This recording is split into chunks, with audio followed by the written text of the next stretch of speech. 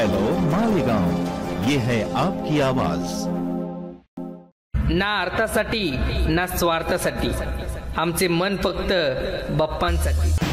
सन्माननीय आपले जिल्ह्याचे पोलीस अधीक्षक साहेब, आपले additional SP sir, DySP sir, सर्व पोलीस ठाण्याचे पोलीस प्रभारी साहेब, त्यानंतर महानगरपालिकेचे सिटी इंजिनियर आणि समोर उपस्थित असलेले आणि शांतता कमिटीच्या बैठकीसाठी आवर्जून उपस्थित झालेले सर्व मान्यवर, त्यात प्रसाद बापू आहे, केवळ आप्पा आहे, बशीर सर आहे, हिदायतुल्ला सर आहे, हकीम चाचांचा चिरंजीव आहे, प्रकाश बापूंचा पुतण्या मला दिसतो आहे।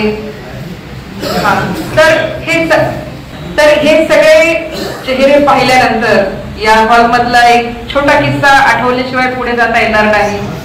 आमची अशी शांतता कमिटीची बैठक चालू होती। प्रकाश बापू तावातावाने बोलत होते। विषय होता राष्ट्रीय एकात्मता।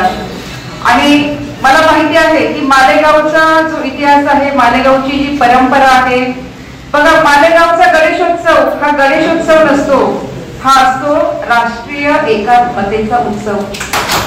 आणि या एकात्मतेच्या त्या उत्सवाप्रसंगी बापू इथं तावातावाने बोलत होते की राष्ट्रीय एकात्मता काय आहे आणि आम्ही जोपर्यंत जिवंत आहोत, जोपर्यंत आमच्या रक्तामध्ये शेवटचा थेंब शिल्लक आहे, तोपर्यंत आम्ही देशभक्ती करणार, असं बापू बोलले आणि ते क्षणार्धात खाली कोसळले। मी इथे बसलेली होती, हर्ष पोद्दार साहेब ॲडिशनल एसपी होते, आम्ही दोघं या ठिकाणी होतो। पोद्दार सरांनी त्यांना सावरलं, परंतु वेळ गेलेली होती।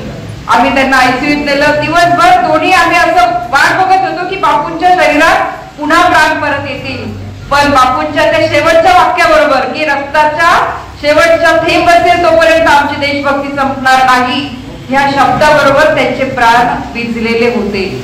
असं राष्ट्रीय एकात्मतेचं रूप जे प्रकाश बापू आणि हकीम चाचांच्या मैत्रीचं रूप आपण सर्व मालेगावकरांनी पाहिलेलं आहे आणि त्याच रूपाचा वारसा आजही आपण काय करतोय, पुढे चालवतो आहे।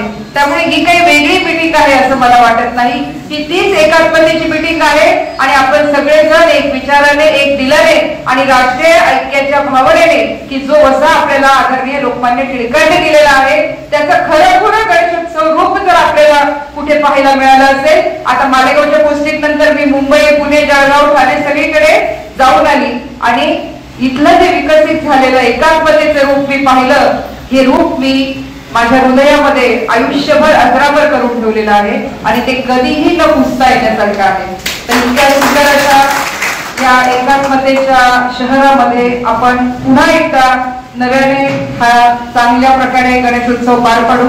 आपले माननीय सन्माननीय पोलीस अधीक्षक साहेब यांच्या नेतृत्वाखाली एवढी सगळी टीम, वर्दीमधली टीम तुमची ही गर्दी सांभाळण्यासाठी, किंवा आता रामदास बापूंनी सांगितलं, बोरसे साहेबांनी सांगितलं की शास्त्राप्रमाणे करा, निर्व्यसनी होऊन गणेशोत्सव साजरा करा, हा देखील मुद्दा विचारात घेता येईल। आणि अजून एक मुद्दा मी ऍड करेल की बरेचसे मुद्दे या ठिकाणी झालेले आहेत, परंतु अजून एक की आपल्याकडे यांची टीम आहे बघा, पारंपरिक वाद्यवाल्यांची टीम आहे, त्या टीमला चांगल्या प्रकारे आपल्यामध्ये सहभागी करून घ्या। कारण आपलं मालेगावचं संबळ, मालेगावचा बँड, मालेगावचा बँजो हे सगळीकडे महाराष्ट्रभर आपले प्रसिद्ध आहेत, आपले ढोल प्रसिद्ध आहेत, ताशे प्रसिद्ध आहेत।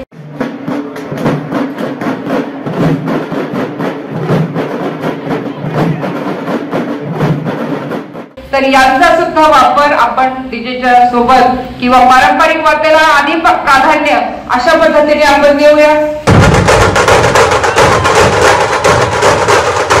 तसंच देखाव्यांचा मुद्दा थोडाफार या ठिकाणी कमी प्रमाणात चर्चेला गेला असं मला वाटतं। तर देखाव्यांमधूनही आपण राष्ट्रीय एकात्मतेचे संदेश असतील, स्त्रियांना काय काय सुविधा आता सध्या दिलेल्या आहेत, स्त्रियांविषयी काय काय जाणीव जागृती आपल्याला करता येतील त्या गोष्टी असतील, की बेटी बचाव असेल, स्त्री गर्भ हत्या थांबवा यासारखे देखावे असतील, तर अशा सारख्या देखाव्यातून सामाजिक जागृती करून आपण पुन्हा आदरणीय लोकमान्य टिळकांनी दिलेला जो संदेश आहे तो अधिकाधिक मोठ्या प्रमाणामध्ये आपण या ठिकाणी राबवूया, पारंपरिक वाद्यांना आपल्यामध्ये सहभागी करून घेऊया। आणि मित्रहो, आपल्याला माहिती आहे की आपल्याच मालेगाव शहरामध्ये असं एक ठिकाण आहे की ज्या ठिकाणी ताजियाची मिरवणूक आणि गणेशाची आरती यांच्या वेळा ज्या आहेत त्या एकमेकाला पॅरलल होतात. त्यावेळेला ताजियावाले थांबतात, हात जोडतात, आरती करतात आणि मग आरती होते त्यावेळेला ताजियावाले आरती करतात आणि जेव्हा ताजिया जातो त्यावेळेला आपले पुन्हा जे काही दुसऱ्या भागात शेजारच्या मंदिरातले जे काही गणेशोत्सवाचे भक्त असतात ते ताजियाच्या साठी पुन्हा रस्ता देतात, थांबतात. तर इतकं सामंजस्याने ते पुलावरच्या या शेळीचं उदाहरण तुम्हाला माहित असेल की इतक्या सामंजस्याने आपल्या मिरवणुका देखील पार पडतात.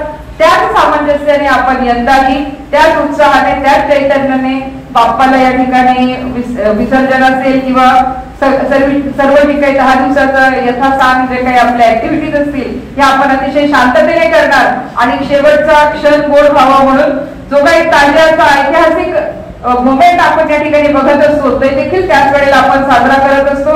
पण मला माहिती आहे की इथे सर्वजण इतके एकमेकांमध्ये गुरफटलेले आहेत की यासाठी म्हणजे आमच्या प्रशासनाचे हात कमी पडतात पण तुमच्या मैत्रीचे हात त्या ठिकाणी खूप मोठ्या प्रमाणावर पुढे येतात. तुम्हा सगळ्यांचं मी पुन्हा एकदा मनपूर्वक अभिनंदन करते.